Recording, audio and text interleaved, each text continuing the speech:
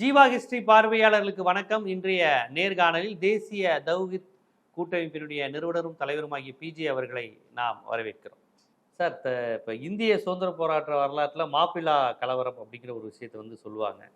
பலருக்கு ரொம்ப மேலோட்டம் பார்க்குதுன்னா மாப்பிள்ளைன்னா என்னது, மாப்பிள்ளை கலவரம்னா என்ன மாதிரியான கலவரம், இது ஏதோ சுதந்திர போராட்ட கலவரங்கிறாங்க. இது முஸ்லீம்ஸ் கலந்துக்கிட்டதா, இந்து முஸ்லீம் இஷ்யூவா, இல்லை பிரிட்டிஷ் வர்சஸ் முஸ்லீமா, சுதந்திர போராட்டமா, கேரளாவில் நடந்ததுங்கிறாங்களே, என்ன இஷ்யூ, மலையாள இஷ்யூவா, முஸ்லீம் பிரச்சனையா, இது என்ன பேரே வித்தியாசமா இருக்கு, அது என்ன மாப்பிள்ளை கலவரங்கிறாங்க, அது என்ன வரலாற்றில் எப்படி நடந்தது? வரலாற்றில் இந்த மாப்பிள்ளாக்கள்னு சொல்லக்கூடியவங்க 12ஆம் நூற்றாண்டில் அரபு பகுதியிலேருந்து கேரளாவுக்கு வர்றாங்க வியாபாரிகளாக. இந்த மாப்பிள்ளான்னு சொல்லக்கூடியவங்க அரபுகள், வியாபார அரபுகளாக இருக்கிறவங்க 1200களில் 12ஆம் நூற்றாண்டில், அதாவது நபிகள் நாயகத்துக்கு 600 வருஷத்துக்கு பிந்தி. ஆமாம், அவர் கிபி 6ஆம் நூற்றாண்டு. இவங்க 12ஆம் நூற்றாண்டில் கேரளாவுக்கு வர்றாங்க. மிளகு, தேயிலை இதெல்லாம் இங்கே உற்பத்தி ஆகுறதை பார்த்துட்டு இதை நம்ம ஏற்றுமதி பண்ணலாம், இங்கேருந்து கொண்டு போய் வேறு இடத்துல விற்கிறது, அங்கேருந்து கொண்டு வந்து பொருள், குதிரைகள் இந்த மாதிரி பொருள்களை கொண்டு வந்து இங்கே விற்கிறது. இந்த வியாபார ரீதியாக என்ன செய்கிறாங்கன்னா அவங்க இங்கே வர்றாங்க. எங்கே வர்றாங்கன்னா கோழிக்கோடு, கண்ணனூர், கொடுங்கல்லூர் அந்த பகுதி, அதெல்லாம் இப்போ மலப்புரம் முஸ்லீம் மெஜாரிட்டி மாவட்டமாக இருக்குங்கிறாங்கல்ல மலப்புரம், அதான் அந்த அவங்க வந்த இடம். இந்த மாப்பிள்ளாக்கள்ங்கிறவங்க அங்கே வர்றாங்க. இங்கேயே செட்டிலாக இருக்கும்போது அவங்க வாழ்க்கை துணை வேணும்ல. வாழ்க்கை பொம்பளைக்கு என்ன செய்ய, ஆம்பளை வந்துட்டான், பொம்பளையும் கூட்டிகிட்டு வரல, இங்கேயே செட் ஆகிட்டான், அதை வியாபாரம் பண்ணிட்டு இங்கே இருக்கிறான், கல்யாணம் பண்ண ஆரம்பிச்சிட்டான். அப்போ என்ன செய்கிறாங்கன்னா இங்கே உள்ள நாயர் சமுதாயத்து பெண்களை கல்யாணம் பண்ணுறாங்க.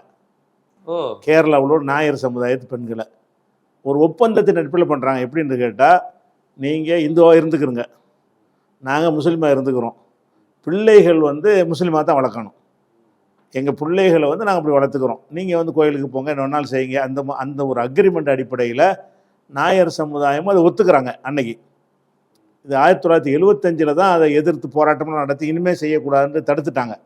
75 வரைக்கும் இருந்தது. 75 வரைக்கும் நாயர் சமுதாயத்து பெண்களை முஸ்லீம்கள் கல்யாணம் பண்ணுவாங்க.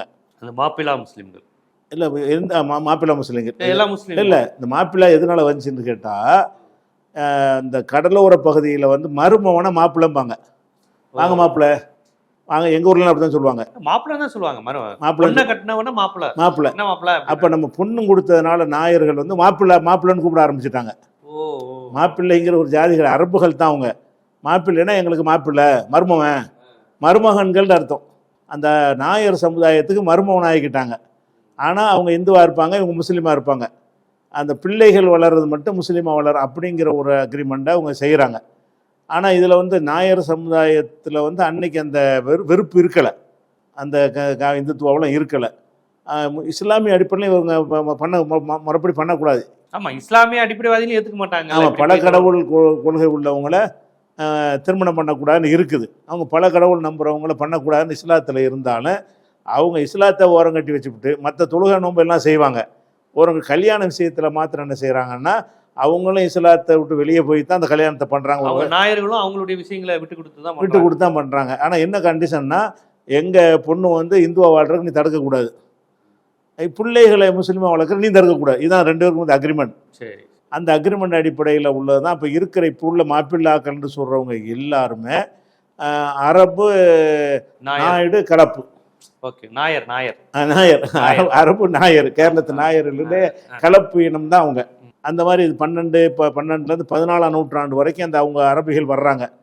அதுக்கு பிறகு இங்கே இருக்க ஆரம்பிச்சிட்டாங்க. இது அந்த அது போக என்ன செய்கிறாங்கன்னு கேட்டால், அந்த மாமன்மார்னு சொல்லுவாங்க. இவங்களெல்லாம் மாப்பிள்ளைன்னா மாமன் தானே. நாயுடுகளை மாமன்கள்னு சொல்லுவாங்க. அவங்க ஆயுதம், போக்குவரத்து, உதவிகள் அவங்க செய்வாங்க. இதனால என்ன ஆகுதுன்னு கேட்டால், அந்த வந்தவங்களுக்கு ஒரு அடைக்கலமும் கிடச்சி போயிருதுல. வெளிநாட்டில் வந்திருக்கிறாங்க, வீடு வாசல் குடும்பம்லாம் இல்லாமல் தனித்து இருந்தாங்கன்னா ஒரு மரியாதை இருக்காது. இப்போ கல்யாணம் பண்ணி ஒரு குடும்பம்னு செட்டில் ஆகிட்டாங்கன்னு சொன்னால் அவங்களுக்கு ஒரு மரியாதை கிடைக்குது. அது இவங்களுக்கு கிடைச்ச லாபம். அவங்களுக்கு வந்த வணிகர்கள் வழியாக நிறைய அந்த நாயுடு சமுதாயத்துக்கு இவங்க பொருள்களை கொண்டாந்து கொடுப்பது, அந்த மாதிரியான வசதிகள் அவங்களும் பெற்றுக்கிட்டாங்க. இது ஒரு விஷயம். இந்த மாதிரி இருக்கும்போது அவங்களுடைய தொழிலே கடல் ரீதியான வணிகம்தான். வணிகம்னு சொன்னாலேயே இந்த அங்கிருந்து கேரளாவுக்கு வந்துடுறாங்க கடல் மூலம். கேரளாவில் இங்கே செட்டில் ஆன பிறகும் கூட அப்புறம் இதையே தாயகமாக கொண்டு போயிட்டு இங்கே தான் வருவாங்க. அதாவது வியாபாரிகள்னா வந்து திருமணம் பண்ணி அங்க கூட்டி போயிருவாங்களா? இங்கே இருந்துட்டாங்க. திருமணம் பண்ணி இங்கே இருந்துட்டு இதை தாயகமாக வச்சுக்கிட்டு அதை போயிட்டு போகிற இடமா சரக்குகளை கொண்டு விற்றுட்டு வர்ற மாதிரி ஆக்கிட்டாங்க. அவங்களுக்கு இதான் தாயகம் ஆக்கிட்டாங்க. அந்த வந்த அரபு நாட்டுக்கு கூட்டிக்கிட்டும் போகலை, அங்கே தங்கவும் இல்லை. மனைவி இருக்கிற இடத்துல இருப்பாங்க. மனைவி மக்கள்னு எங்கே இருக்காங்களோ அங்கே தான். அதான் நான் நம்ம ஊருங்கிற ஃபீலிங் வரும் அவனுக்கு. அதனால வந்து இவங்க கேரளாக்காரங்களாக ஆயிட்டாங்க. அந்த மாதிரி இருக்கும்போது பொருள்களை கொண்டு விற்கிற இந்த மாதிரி இருக்கும்போது கடல் வழியாக வணிகம் செய்யும் பொழுது அந்த கடல் வழிகளை இவங்க ஆதிக்கமே இவங்க தான். இந்த மாப்பிள்ளாக்களுடைய ஆதிக்கம்தான் கடல் வணிகத்தில் வந்து வேறு எவன் வரக்கூடாது, வேறு நாட்டு கப்பல் வந்தால் தடுப்பாங்க.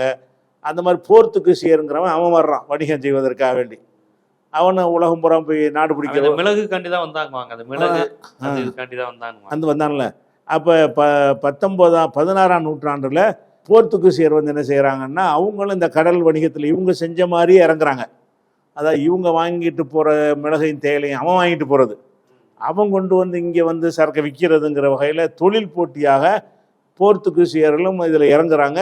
அப்போ இறங்கும்போது அவங்களுக்குள்ள மோதல் வரும்ல, இவன் தொழில் பாதிக்குது அவன் தொழிலில் பாதிக்குன்னு சொல்லி. அதனால் அவங்களுக்கு மத்தியில் என்ன இருக்குன்னு கேட்டால் பெரிய யுத்தம்லாம் நடந்திருக்கு. போர்த்துகீசியருக்கும் இவங்களுக்கு வந்து யுத்தம் நடந்திருக்கு. போர்த்துகீசியர் போர்த்துகீசியர்கிட்ட வந்து மற்ற இந்து சமுதாயம், நாயர் சமுதாயமோ புலையர் சமுதாயமோ போராடல, மாப்பிள்ளா மட்டும் தான் போராடுறாங்களா? ஆமாம், அவங்க தான் கடலை வச்சுருந்தாங்க. இப்போ கடல் பகுதி ஆதி மலப்புறம் அந்த மாதிரி பகுதி அந்த இவன் வச்சுக்கிறான்ல, ஏமனில் வச்சுக்கிறான்ல அவதிகள், அந்த செங்கடலை வச்சுக்கிறான்ல, அந்த மாதிரி கடலை உங்கள் கையில் தான். இந்த கடல் மார்க்கமாக நீ எப்படி வர்றேன்றவாங்க யார் வந்தாலும். இவங்க அஃபீஷியலாக அப்படி அவங்க கையில் இல்லாட்டான்னு இவங்க எடுத்துக்கிட்டாங்க. கடல் வியாபாரத்தை மாப்பிள்ளாக்கள் கையில் வச்சுருந்ததுனால அவன் போர்த்துகீசியர் கப்பலில் வரும்போது அவன் இதே இவங்க பண்ணுற வியாபாரத்தை பண்ணுறது அவன் வர்றான். அதான் இங்கே உள்ள பொருள்கள் அவன் ஏற்றுமதி பண்ணிட்டு போனான்னா இவங்களுக்கு கிடைக்காது. அவன் கொண்டு வந்து இங்கே சரக்கை விற்கிறான். அப்போ இவங்க கொண்டு வர்ற சரக்குகள் விற்காது. அல்லது வியாபார போட்டி தான். வியாபார போட்டி ரெண்டு பேருக்கும் வருகிறது. அப்போ என்ன செய்கிறாங்கன்னா கடல் பொருளை குஞ்சாலி மறைக்கார்ன்ற அதுக்கு தலைவர் ஒருத்தர் இருக்கார், குஞ்சாலி மறைக்கார்னு. அவர் அரபு மாப்பிள்ளை அவ்வளோ உள்ளவர் இல்லை. அவர் அரபுன்னா அவங்க 12ஆம் நூற்றாண்டில் தான் வர்றாங்க. அதுக்கு பிறகெல்லாம் அதனுடைய சந்ததிகள் தான் இவங்க. அதை குஞ்சாலி மறைக்காரெல்லாம் அவர் வந்து நாயர் பண்ண கல்யாணம் இல்லை, அவங்க தாத்தா பண்ணி வந்திருக்க பரம்பரையை. இப்போ முஸ்லீம் இவங்க. இப்போ குஞ்சாலி மறைக்காருங்கிறவங்கலாம் மாப்பிள்ளாக்கள் அந்த துவக்க இந்த 12ஆம் நூற்றாண்டில் தான் மாப்பிள்ளாக்கள் வந்து இந்த மாதிரி பண்ணிகிட்டு இருந்தாங்க. பண்ணி இங்கே செட்டில் ஆகிட்டாங்க. அதுக்கு பிறகுலாம் அவங்க சந்ததி தான் அது. மாப்பிள்ளாக்கள்ன்ற பேரில் சொல்லப்பட்டாலும் அந்த சமுதாயத்துக்கு வந்து நல்லுறவு எப்போவுமே இருக்கும். இன்றைக்கி வரைக்கும் நாயர்கள் வந்து என்ன செய்வாங்கன்னா முஸ்லீம்களோட ஒரு நெருக்கத்தோடு தான் இருப்பாங்க. அந்த அண்ணன் தம்பி மாதிரி பழகுவாங்க. அந்த ஒரு வெறுப்பற்ற ஒரு நிலை இருக்கிற காரணத்தினால இவங்க இங்கே தங்கி அதை பண்ணிகிட்டு இருந்தாங்க. அப்படி இருக்கிற அந்த கடல் போரில் குஞ்சாலி மறைக்கார் தலைமையில் 1520 எல்லாம் இவங்க வந்தவங்க கிடையாது. 1200களில் தான் வந்தாங்க இவங்க. 1500 15ஆம் நூற்றாண்டாவது. 15ஆம் நூற்றாண்டில் தான் அந்த முஸ்லீமாக மாறி 300 வருஷம் ஆயிடுச்சுல, முஸ்லீமாக மாறி இருப்பாங்க. அவங்க என்ன செய்கிறாங்கன்னா இந்த போர்த்துகீசியர் கடலில் இது பண்ணுறாங்கன்னொன்னே இவங்க கப்பலில் போய் படை தட்டிக்கிட்டு போய் போர்த்துகீசியர் அவனும் பயங்கரமான ஆயுதங்களோடு தான் வர்றான். அவங்களோட என்ன செய்கிறாங்கன்னா 80 வருஷம் அவங்களோட போர் நடக்குது. 80 வருஷம் கடல் போர்னு சொன்னால் இவனை விரட்டி விடுறது, வேறு படை எடுத்துகிட்டு வர்றது, அவன் இவங்கள விரட்டுறது, இப்படியுமாக ஒரு 80 ஆண்டு காலம் வந்து 1520 ஆரம்பித்த கடல் போர் 1600 வரைக்கும் போகுது. அது 80 வருஷம் அந்த கடல் போரில் வந்து இருக்கிறாங்க. அதில் வந்து குஞ்சாலி மறைக்கார் என்ன செய்கிறாருன்னு கேட்டால் கொச்சி ராஜாவோட சேர்ந்து இந்த மாதிரி நம்ம கடல் பிள்ளையில் போர்த்துகீஸ் வர்றாங்க, நம்ம எனக்கு சப்போர்ட் பண்ணுங்கள், நம்ம அவங்களை முறியடிப்போம் அப்படின்னு சொல்லி போர்த்துகீசியரை வந்து 1503 விரட்டி ஜெயிக்கிறாங்க இவங்க. அதே மாதிரி 1571 மறுபடியும் வந்து போர்த்துகீசிய கப்பலெல்லாம் சூறையாடி 2வது தடவை வர தடுக்கிறாங்க. அப்புறம் 1600 என்ன செய்கிறாங்கன்னா இவரை வந்து அவங்க ஜெயிச்சிடுறாங்க. போர்த்துகீசியர் குஞ்சாலி மறைக்காரை வந்து கைது பண்ணி தூக்கில் போட்டுறாங்க. அந்த மாதிரி போர்த்துகீசியருக்கு இவங்களுக்குமான ஒரு சண்டை நடந்திருக்கிறது. இதெல்லாம் வந்து கடல் வணிகத்துக்கு உள்ளது. அதாவது கடல் வியாபாரம் எங்களுக்கு உள்ளது, நீ என்னடா எங்கேருந்தா வந்து வியாபாரம் பண்ண வர்ற அப்படின்னு அந்த நாடுங்கிற கான்செப்ட்லாம் இல்லை. அப்போ அந்த கான்செப்ட்லாம் இல்லை. அப்போ யார் ஒன்றாலும் உருவாகலை, இப்படி ஒரு கான்செப்ட் அப்படி உண்டாகலை. அவங்க எடுத்துக்கிறது, அவங்கவுங்களா எடுத்துக்கிறது எங்கள் பகுதின்னு சொல்லி. அதுக்கப்புறம் என்ன செய்கிறாங்கன்னா 17ஆம் நூற்றாண்டில் வந்து டச்சுக்காரர்கள் வர்றாங்க. ஃபர்ஸ்ட் போர்ச்சுகீசியர், இப்ப டச்சுக்காரர். 17 ஆச்சு. 15 அவை 15. ஆமாம், அவங்க வரும்போது என்ன செய்கிறாங்கன்னா இதே மாதிரி வியாபாரிகளை தான் வர்றாங்க. இந்த கடல் மார்க்கமாக கேரளாவில் உள்ள வளங்களை வியாபாரம் எடுத்துக்கொண்டு போய் விற்றுட்டு அவங்க சரக்குகளை கொண்டாந்து இங்கே விற்கிறது வியாபாரம். இது கேரளா ஒரு வளமான பகுதியாக இருக்குது அப்படிங்கிறதுனால அது டச்சுக்காரர்கள் கணக்கு பண்ணி வர்றாங்க. யார் வந்தாலும் இவனுக்கு பாதிப்பு தானே, லோக்கலில் உள்ள ஆளுக்கு. இவங்களுக்கு பாதிப்பு உண்டவுன்னு அவங்களுக்கு எதிராகவும் ஒரு கிளர்ச்சிகள் வந்து கண்ணனூர், கொச்சி போன்ற இடங்கள்லாம் பெரிய இதெல்லாம் நடக்கிறது. இதுக்கு இடையில் என்ன ஆகுதுன்னு சொன்னால் 19ஆம் 20ஆம் நூற்றாண்டுலாம் வந்து வெள்ளையர் வந்துடுறான். 19ஆம் நூற்றாண்டில் என்ன செய்யறான், வெள்ளையர்கள் வந்து அந்த பகுதி வடக்கேருந்து பிடிச்சிட்டே வந்து கேரளா முழுவதும் வந்து அவனுடைய ஆளுகையில் வருது. பெரும்பகுதி இந்த அந்த சமஸ்தானங்களை கழிச்சிட்டு பார்த்தா பாக்கி எல்லாம் வந்து அவங்க பிரிட்டிஷார் கையில், வெள்ளையர்கள் கையில் போகுது. அப்போ அந்த நேரத்தில் என்ன செய்கிறாங்கன்னா இந்த வெள்ளையனை எதிர்க்கணுங்கிற ஒரு விஷயத்துக்கு வந்து முஸ்லீம் இயக்கங்கள் எல்லாரும் அந்த வெள்ளைக்காரனை எதிர்த்து, முஸ்லீம் லீக்லாம் போராடினுச்சுல வெள்ளைக்காரனை எதிர்த்து. அதே மாதிரி கிலாபத்துக்காக தான் இந்த சுதந்திர போராட்டமே அங்கே ஆரம்பிச்சது இந்தியாவில் வந்து முஸ்லீம்கள் சுதந்திர போரில் ஈடுபட்டாங்கல்ல, அது வெள்ளைக்காரனை எதிர்க்கிறதுக்காக ஈடுபடலை. அது எதுக்கு ஈடுபடுறாங்கன்னு கேட்டால் துருக்கியை தலைமையகமாக கொண்டு ஒரு முஸ்லீம் சாம்ராஜ்யம் இருக்குது, கிலாபத்துன்னு சொல்லுவாங்க. அதை கிலாபத்துனா ஒரே தலைமையின் கீழே செயல்படுறது, துருக்கி தான் தலைமை. அதன் கீழே எல்லா இஸ்லாமிய நாடுகளும் இருக்கும். அதனால தான் நம்ம முஸ்லீம் வந்து துருக்கன்னு சொல்லி துலுக்கன் ஆக்குனது. துருக்கன் அப்படிங்கிற வார்த்தை துலுக்கன் மாறிடுச்சு. ஆமாம், துருக்கிலேருந்து வந்தவங்க. துருக்கியிலேருந்து வந்தவங்க. அந்த துருக்கி நம்ம வந்ததில்லை. ஆனால் துருக்கியில் இருக்கிறவங்க இங்கே உள்ள முஸ்லீம் தொடர்பு கிடையாது. துருக்கி வந்து முஸ்லீம் நாடுகளுக்கு தலைமையாக இருந்ததுனால நம்மளையும் துருக்கர்ன்ட்டாங்க. பாரதியார் துருக்கர் தானே சொல்கிறாரு, திக்கை திக்கை வணங்கும் துருக்கர்னு பாரதியார் பாடியிருக்காரு. திசையை வணங்குறாங்கிற துலுக்கருங்கிற வார்த்தை வசை சொல்ல இல்ல, வசை சொல்ல உங்களுக்கு குறிப்பிடுகிற ஒரு வகையில் வசை சொல்லுதான். நாங்க துருக்கிக்காரன் கிடையாதுல்ல, இந்த மண்ணை சேர்ந்தவன துருக்கிக்காரன். அந்த வசை சொல்லு. அப்ப இவன் இந்த நாட்டுக்காரன் இல்லைன்னு அரசு இல்லைன்னு காட்டுறதுக்காக எங்களை துருக்கர்ன்ட்டாங்க. தில்லி துருக்கர் செய்த வழக்கம் அடி, இப்படி பல இடங்கள்ல துருக்கருங்கிற வார்த்தையை பாரதியார் துலுக்கர்னு தான் பயன்படுத்துறாங்க. ஆமா, துருக்கர்கள் இருப்பாங்க அப்படிங்கிற மாதிரி ஆயிப்போச்சு. அப்புறம் நீங்க சொல்ல வசை சொல்லா மாறி, வசை சொல்ல மாறிக்கிடுச்சு. ஆரம்பத்திலையும் வசை சொல்லுதான் வேற வகையான வசை சொல்லு. இந்த நாட்டை சேர்ந்தவன் இல்ல, வெளிநாட்டுக்காரன் அப்படிங்கிற மாதிரி, அந்த மாதிரி ஒரு அர்த்தத்துல ராமநாதத்துல இருக்கிற போய் வெளிநாட்டுக்காரங்க அந்த மாதிரி என்ன செய்யறாங்கன்னு கேட்டா, அந்த விடுதலை போர்ல வந்து வெள்ளைக்காரன் வந்த உடனே அந்த வெள்ளையர்களை எதிர்த்து இவங்க என்ன செய்கிறாங்கன்னு கேட்டால் இந்த கிலாபத்து சொல்கிறேன். அப்போ அந்த வெள்ளைக்காரன் வந்து அந்த கிலாபத்து இயக்கத்துக்கு எதிராக நடவடிக்கை எடுக்கிறான். அதாவது துருக்கி சாம்ராஜ்யத்தை ஒழித்து அதையும் தன் கையில் ஆக்கணும்னு பிரிட்டிஷர் படை இறங்குது. அப்போ இஸ்லாமிய ஒரு அரசை அழிக்க பார்க்குறான்னு தான் இங்கே உள்ள முஸ்லீம்கள் எதிர்த்தாங்க. இந்தியாவை ஆக்கிரமிச்சான்னு முதல்ல எதிர்க்க ஆரம்பித்தான்னா கிலாபத்து இயக்கத்தை ஒழிக்கிறான் இவன். இஸ்லாமியர்களுக்குன்னு ஒரு கிலாபத்து ஆட்சி இருக்குது, அதை வந்து பிரிட்டிஷார் வந்து அதை கைப்பற்ற பார்க்குறான் அப்படின்னு துருக்கியோட சண்டையெல்லாம் நடந்திருக்கு இங்கிலாந்துக்கு. அந்த மாதிரி சம்பவத்தின் அடிப்படையில் தான் நீ எங்களுக்குன்ற ஒரு நாடு இருக்குது, அதை போய் நீ வந்து அழிக்கிறேன்னு தான் இங்கே உள்ள முஸ்லீம்கள் சுதந்திர போரில் கிலாபத்து இயக்கம்ங்கிற இயக்கமே ஆரம்பிக்கப்பட்டுச்சிங்க. கிலாபத்து இயக்கம்னு அந்த மாதிரியான அடிப்படையில் அவங்க போராடினாங்க. அதே கான்செப்டில் தான் மாப்பிள்ளாக்கள் என்ன செய்கிறாங்கன்னா, வெள்ளைக்காரனை வந்து இந்த கிலாபத்து பிரச்சனை வந்தவுடனே எதிர்த்து அவங்க கிளர்ச்சி பண்ணுறாங்க. வெள்ளைக்காரன் இங்கே இருக்கக்கூடாதுன்னு சொல்லிட்டு. இது வெள்ளைக்காரன் வந்ததுக்கப்புறம், வெள்ளைக்காரன் வந்த 19ஆவது நூற்றில் ஃபர்ஸ்ட் போர்த்துகீசியர், அப்புறம் டச்சு, அப்புறம் வெள்ளைக்காரன் வந்த உடனேயும் எதிர்ப்பு தெரிவிக்கிறாங்க. வெள்ளைக்காரன் கிலாபத்து வந்த உடனே அந்த அங்கே உள்ள கிலாபத்துக்கு இவன் எதிராக இருக்கிறான்ட உடனே இங்கே உள்ள வடநாட்டு எல்லா பக்கத்தில் முஸ்லீம்களும் எதிர்க்கிறாங்க. முஸ்லீம் லீக் எதிர்க்குது. முஸ்லீம் லீக் சார்பாக தான் கிலாபத்து இயக்கம்லாம் உண்டாக்கப்படுது. அப்போ அதனுடைய தாக்கம் வந்து இவங்களுக்கும் வருது. கிலாபத்து இயக்கம் நமக்கு வெள்ளைக்காரன் வந்து நமக்கு எதிரிவன், நமக்குன்னு ஒரு நாடு இருக்கிறத வந்து ஒத்துக்கிற மாட்டேங்கிறான் அப்படின்னு சொல்லிட்டு அவனை எதிர்க்கிறாங்க. எதிர்த்து பலவிதமான கிளர்ச்சிகள்லாம் செய்கிறாங்க. 50க்கு மேற்பட்ட கிளர்ச்சிகள் வந்து இவங்க நடத்தியிருக்கிறாங்க. அதில் முக்கியமான என்னென்னு கேட்டால் 1921 மாப்பிள்ளா கிளர்ச்சின்னு அதுக்கு பேர். அது எங்கே நடக்குன்னா, திருவரங்காடின்னு ஒரு ஊர் அங்கே கேரளாவில் இருக்குது.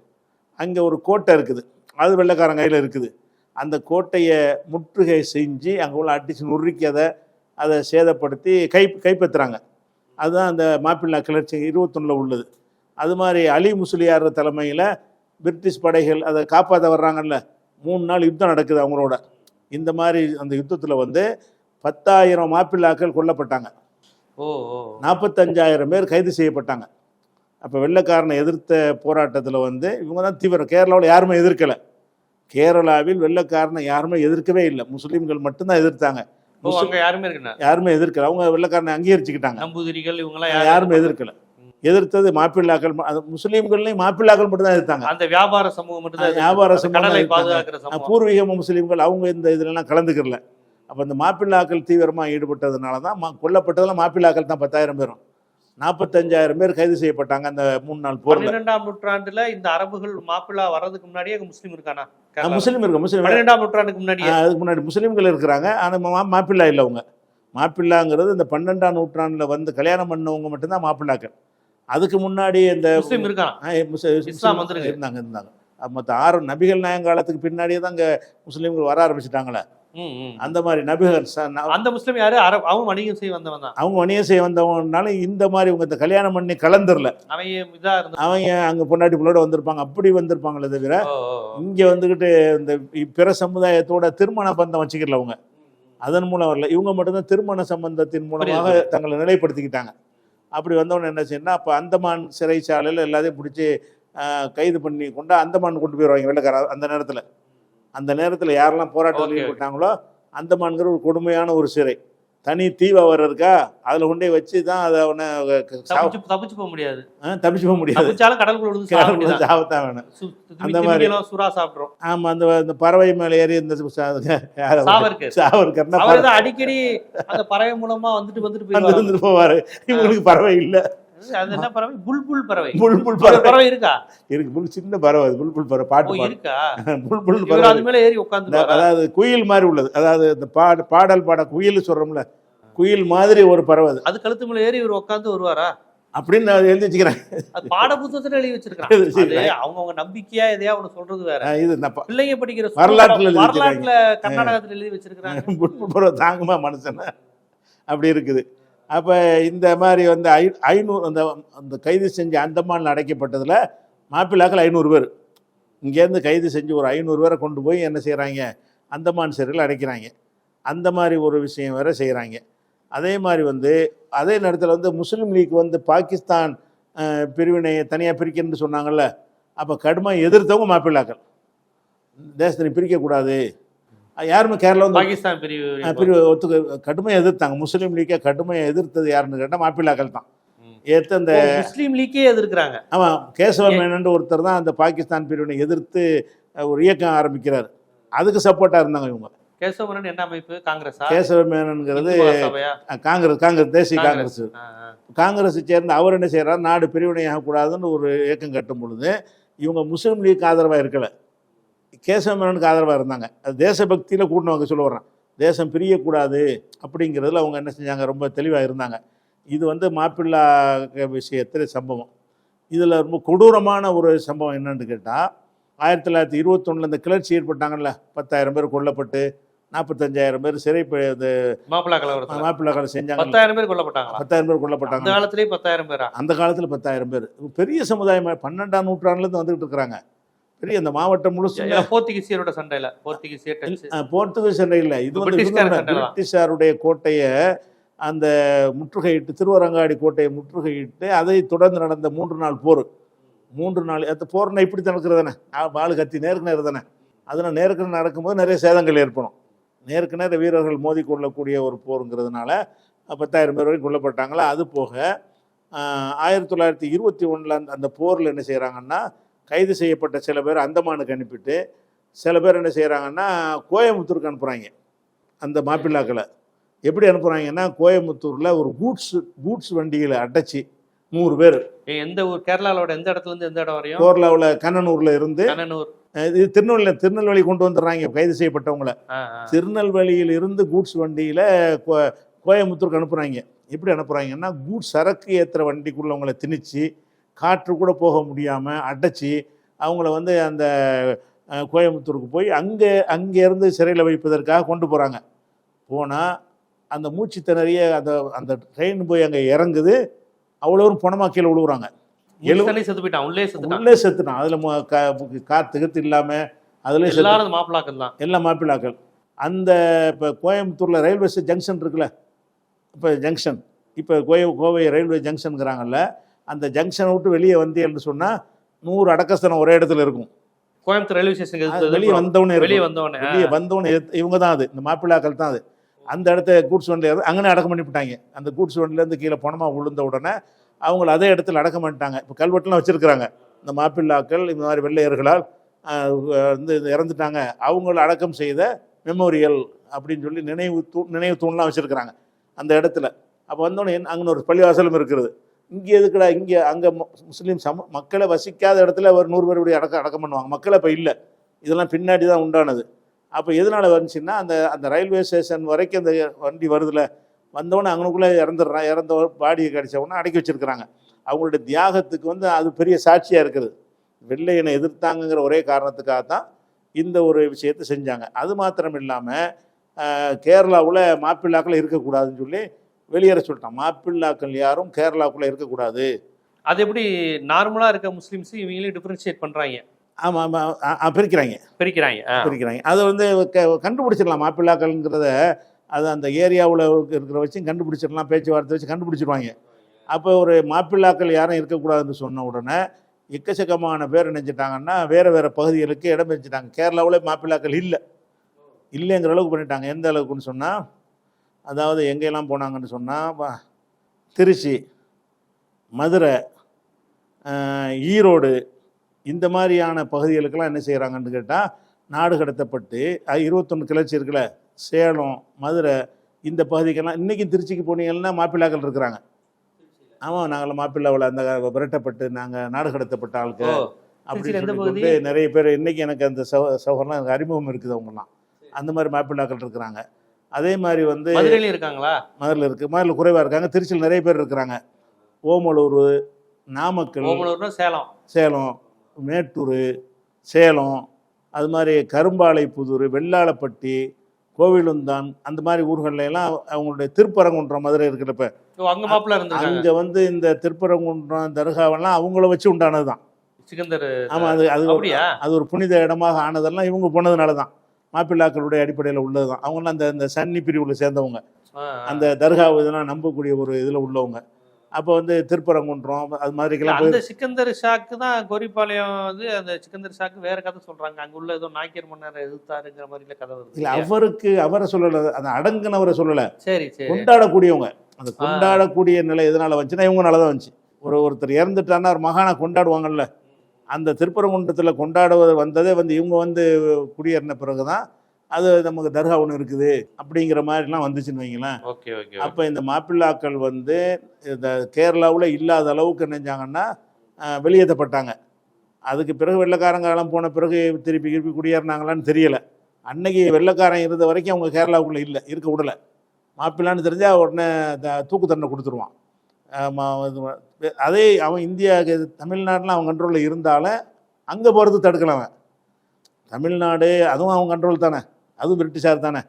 அதனால என்ன செய்யறான்னா எங்கிட்டாவது கேரளாவில் இருக்கக்கூடாது, எங்கிட்டாவது போய் நாடு கடத்துறது ஒரு தண்டனை வாழ்விடத்தை விட்டு உன்னை அகற்றுறது அப்படிங்கிற ஒரு விஷயம். ரெண்டாவது அங்கே இருந்தோன்னா அசம்பிள் ஆகிட்டு இருப்பாங்கல்ல, ஒரே இடம் ஒரே தெரிஞ்ச இடம், மறுசண்டைக்கு வருவாங்க. அந்த மாதிரியான அடிப்படையில் அந்த மாப்பிள்ளாக்களுடைய போர் வந்து உக்கிரமான போர், கடுமையான போர். அந்த போரில் வீர தீரமாக வந்து வெள்ளைக்காரனுக்கு பெரிய சேதத்தை ஏற்படுத்தியிருக்கிறாங்க. அது வரலாற்றில் பதிவு செய்யப்படலை. வெள்ளைக்காரனுக்கு பெரிய அளவுக்கு சேர்ந்த இவங்க 10,000 பேர் கூட அவன் 10,000 பேர் செத்துருப்பான்ல. அந்த காலத்து போர் முறையில் இந்த மாதிரி குண்டை போட்டு சாவடிக்கிறதெல்லாம் இப்போ கிடையாது. நேருக்கு நேர போர்னா இங்கே 10 அங்கே 10 தான் செத்துருப்பாங்க. அப்போ அந்த மாதிரியான முடிவில் அவங்க வெள்ளையர்களையும் கடுமையாக வந்து கொண்டிருக்கிறாங்க அந்த போர்க்களத்தில். அவனுடைய இழப்பை மறைச்சிருவான். அவன் இப்போ போர்க்களத்தில் வந்து இந்த வெள்ளையர்கள் வந்து தங்களுடைய தோல்வியை ரெக்கார்டாக்க மாட்டாங்க, அதை குறைச்சி தான் இன்றைக்கி வரைக்கும் அப்படி தான் நடக்குது. இன்றைக்கி இஸ்ரேலு, அமெரிக்கா அவங்களுக்கு என்ன ஏற்பட்டாலும் 100 பேர் செத்தாலும் ஒரு ஆளுக்கு ஆயம்னு போடுவாங்க. அந்த மாதிரி தான் இந்த நியூஸ்கள் வரும். அந்த அடிப்படையில் அவங்களுக்கு இல்லையே தவிர கடும் சேதத்தை ஏற்படுத்தினவங்க தான் அந்த மாப்பிள்ளாக்கள்ங்கிறவங்க. அதை மாப்பிள்ளாவுடைய சுருக்கம் என்னென்னு கேட்டால் அவங்களுடைய பூர்வீகம் வந்து அரபு, இங்கே கலப்பினமாக ஆனதுனால அவங்கள மாப்பிள்ளை இந்த நாயர் மக்களுக்கு வந்து மாப்பிள்ளைகளாக ஆனார், மருமகன்களாக ஆனார்கள். அதான் அவங்களுடைய வரலாறு. வந்ததுக்கு பிறகு அவங்க பரம்பரை முஸ்லீமாக மாறி ஆகி ஒரு இஸ்லாமிய அடிப்படையிலையும் தேசபக்த அடிப்படையில் தேசத்துக்கு தானே உழவு செஞ்சாங்க. வெள்ளைக்காரனை எதிர்த்து நின்றாங்க, அந்த சுதந்திர பாகிஸ்தான் பிரிவினையை எதிர்த்தாங்க. அந்த மாதிரியான விஷயங்கள்ல எல்லாம் அவங்களுக்கு ஒரு சிறந்த வரலாறு இருக்குது. தான் மாப்பிள்ளை விஷயங்கிறது. அரபு தேசிய இனத்தில் பிறந்து மலையாளிகளாக பின்னாடி மாறி கடைசியில் மதுரைக்காரனாவும் சேலத்துக்காரனாவும் மாறிட்டாங்க. மாறிட்டாங்க. ஆமா ஆமா. இப்ப இந்த மாப்பிள்ளை தொடர்ச்சி நம்ம திருச்சி, சேலத்துல, திருப்பரங்குன்றத்துல இருக்கிறவங்களாம் தமிழர்களா தான் இருப்பாங்க. இருக்காங்க. அவங்க மலையாளம் தெரிஞ்சிருக்க வாய்ப்பு இல்ல. மலையாளம் தெரியும். மலையாளம் வீட்டுக்குள்ள ஆனா அரபு தெரிஞ்சிருக்க வாய்ப்பு இல்ல. ஆமா, அரபு தெரியாது. மலையாளம் வீட்டுக்குள்ள பேசிக்கிடுவாங்க. வெளியில தமிழ்ல பேசிக்கிடுவாங்க. இப்ப அரபெல்லாம் மறந்துருப்பாங்க. அரபு தான் தெரியாது. அந்த நமக்கு தெரிஞ்ச மாப்பிள்ளாக்கள் நிறைய பேர் இருக்காங்க. அவங்களுக்கு அரபு தெரியாது. தமிழா தான் இருக்காங்க. தமிழா தான் இருப்பாங்க. வீட்டுக்குள்ள மலையாளம் பேசிக்கிடுவாங்க. ஆமா, பெரும்பாலும் கோயம்புத்தூர் பக்கம் இருக்கிறவங்க, கோயம்புத்தூர் அங்கெல்லாம் மலையாளிகள்ங்கிறாங்கல்ல, அவங்கெல்லாம் அந்த மாப்பிள்ளாக்களை வந்தவங்கள தான் பெரும்பாலும் இருக்க வாய்ப்பு இருக்குது. பிறகு இந்த வியாபாரத்தை நாடி நிறைய வந்தாங்க. மாப்பிள்ளாக்கள் அல்லாதவங்களும் வந்திருக்கிறாங்க. ஆனால் மாப்பிள்ளாக்களும் இருக்கிறாங்க அதில், கோவையிலலாம். இப்போ அவங்களாம் இங்கே உள்ள முஸ்லீம் அமைப்புகளுடன் இங்கே உள்ள திராவிட கட்சி அது மாதிரிலாம் ஜாயின் பண்ணியிருப்பாங்க. இல்லை, இதில் வந்து பெரும்பாலும் மைய நீரோட்டத்தில் இணையலை, ஒட்டுறதில்லை. அவங்க தனியாக அப்படி இருப்பாங்க. மலையாளிகள் வந்து எப்போவுமே எந்த ஒரு இதுலையும் வந்து ஜாயிண்ட் அவங்களுக்குள்ள ஒன்றா இருந்துக்குவாங்க. தனி மலையாளியே தான் நினைக்கிறாங்க. இன்னும் மலையாளியாக தான் இருப்பாங்க. ரொம்ப கம்மியான ஆட்கள் தான் என்ன செய்வாங்கன்னா, நம்ம அமைப்புகளோட நிர்வாகத்தான் ஒருத்தர் இருந்தார், மாப்பிள்ளை ஆள். அது ரொம்ப குறைவு. அதிகப்படியானவர்கள் என்ன செய்வாங்கன்னா, அவங்களுக்குள்ளே தான் அந்த உறவுகள் வைத்துக்கொள்வாங்க, எல்லாத்தையும் சம்மந்தம் பண்ணிக்கிடுவாங்க, தொடர்பு வச்சுக்கிடுவாங்க. அது வந்து ஒரு எல்லா மொழி தமிழோட தான் இருப்பான். அந்த மாதிரியான ஒரு தன்மையில் உள்ளது. உங்கள் அமைப்பில் எப்படினாலும் தமிழர்கள் மட்டும் தானே இருக்க முடியும். ஆமாம், தமிழ் பேசினா தான் இருக்குது. அதான் தான் புரியல, கொடுத்துலாம் இருக்கிறாங்க. எந்தன்னா அவங்களுக்கு தமிழ் தெரிஞ்சிருக்கணும். அந்த அமைப்பாக தானே இருக்க முடியும். ஆமாம், அப்போ இந்த நம்ம சொல்கிறப்ப தானே விளங்க அவனுக்கு. இல்லாட்டி எப்படி நம்மள்ட்ட இருக்க முடியும். கண்டிப்பாக மாப்பிள்ளா கழகம், மாப்பிள்ளா கலவரம்ங்கிறது வரலாற்றில் ரொம்ப முக்கியமாக பேசப்பட்டது. யார் இந்த மாப்பிள்ளா? முஸ்லீம்களா, மலையாளிகளா, அரபா, எல்லாரும் கலந்தா? அவர்கள் யார்? இந்த நாட்டிற்கு வந்தவர்களா அல்லது இந்த நாட்டிற்காக போராடியவர்களா, உயிர் தொடுத்தவர்களா?